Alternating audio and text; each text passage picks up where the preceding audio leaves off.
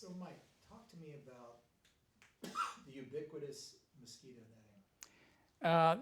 This is the mosquito netting that I had for the whole time I was there.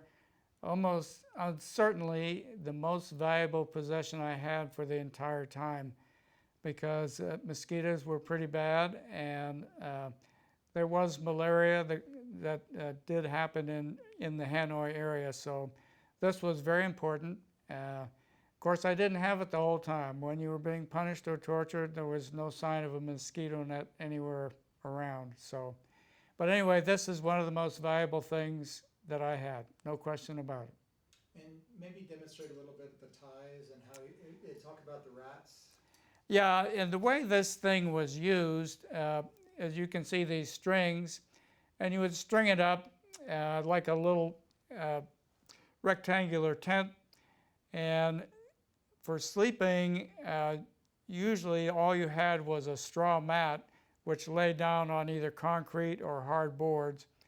And if you tuck the bottom of this underneath the mat before you lie down to sleep, that keeps the mosquitoes out, and it also keeps the rats at bay, since the rats were very numerous and like to chew on things like even perhaps your toes. And were those rats quite big? What was The rats were the size, they were large, and they're very adept.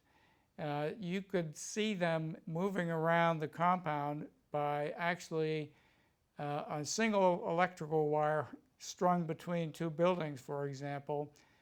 A rat could navigate that either upside down or right side up and move all over the place. Very ingenious animals. Wow. And would you mind holding that up again? I'm going to pan down to it myself. I'm gonna punch in, Yeah.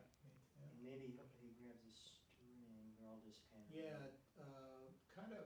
Maybe, can you unfold it a little bit so we can see how sheer it is? Because we're used to mosquito netting being literally netting, but this is more like muslin. Yeah, it has a pretty tight weave. Of course, there's a downside to having this thing. The weather in Hanoi was very hot, tropical environment, and in the cells there was no outside light and no ventilation. They were like ovens in the summer, and the mosquito netting, although it protected you from the mosquitoes, it made that much more discomfort from the heat. I spent every summer that I was in Hanoi covered from head to foot with heat rash.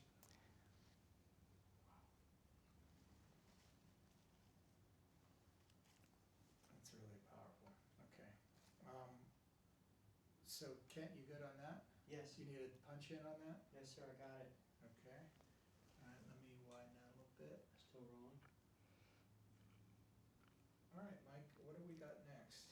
Well, this is a plastic bag containing my total. This is my, other than what I've shown you, this was my total personal possessions in Hanoi. And what this is, after we'd been there for several years, I'm talking about like 1970 or so, we started getting relief packages from home once every several months. Of course, the Vietnamese picked through them and took out a lot of the good stuff, but these are just a few items of clothing that I had been able to keep. Some underwear, t-shirt, and some socks, and that's about it. You want to open them up and show, you have letters there in there, right? Not the here, Oh, okay. they're over here. Also, when I was shot down, I was listed as missing, presumed captured. And there was no evidence that I was alive to the outside world for several more years.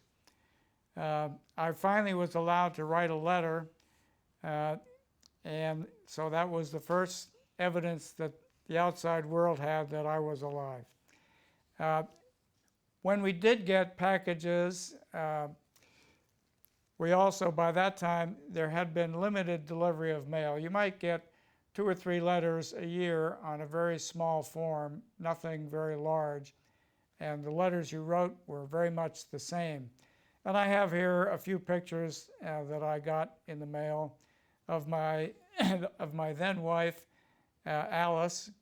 That's kind of a sad story. She and I were married and living together only about 6 months before my second deployment to Vietnam.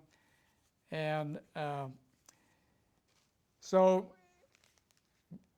after I was shot down, she didn't know if I was dead or alive until several years later.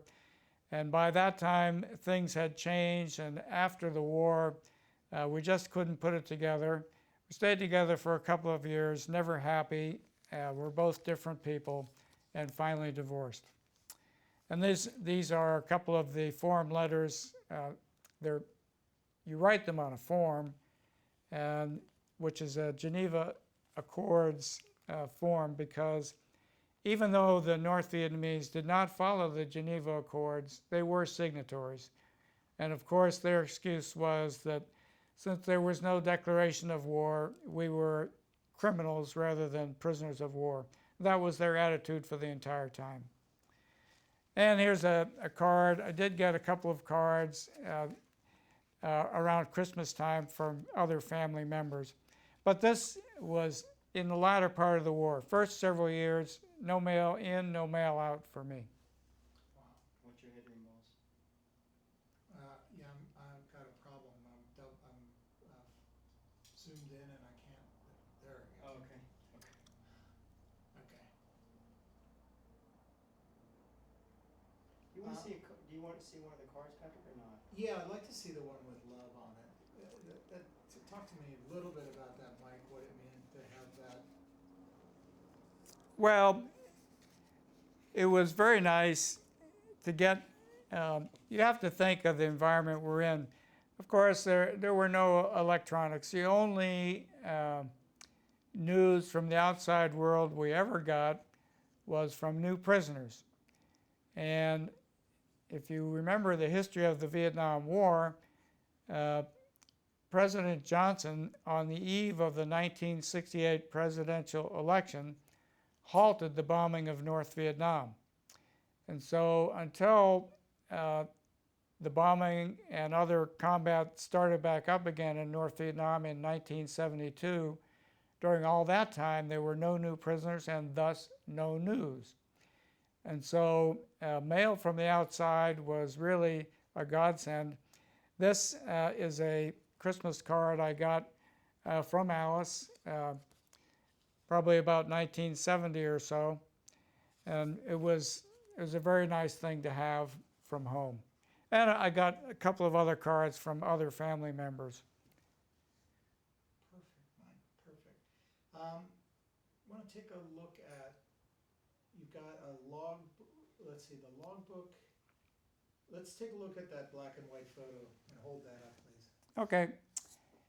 Yeah, this photo is myself and an Air Force colonel on the airport ramp in Hanoi.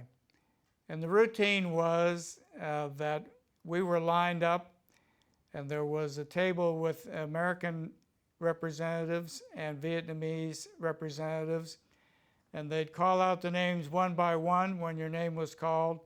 You could walk across a space of about 30 or 40 feet and shake hands with this colonel who was the senior officer on the plane that was about to leave Hanoi, and then straight on up to the back of a C-141. Wow.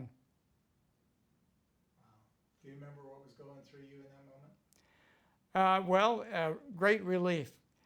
It's really, this is kind of a strange...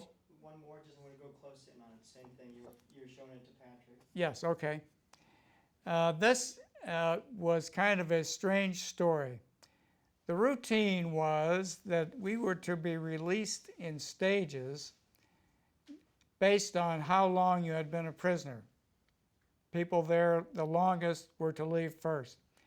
And we worked out among ourselves what your number was. And I'll never forget, my number was 153. That put me in the second group, and there were 4 main groups that were to be released over the course of several months.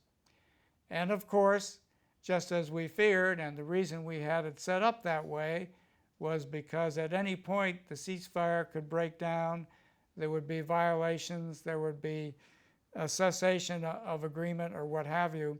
And sure enough, the week before I was scheduled to be released, that's exactly what happened. And the release was canceled and happened 2 weeks later after things got back on a normal course. Beautiful. I got to cut for a moment. I'm going to switch. Let's have Alex. I got a NP battery down again, and I want to save them for you. So I'm going to switch over to the BPUs. You need that adapter? Oh, you know what? Maybe I shouldn't do that at this moment. And you know what I didn't bring was the chargers. Did you? But I can do the same thing for you. I can hook you up. Let me give you That's a dead one? that.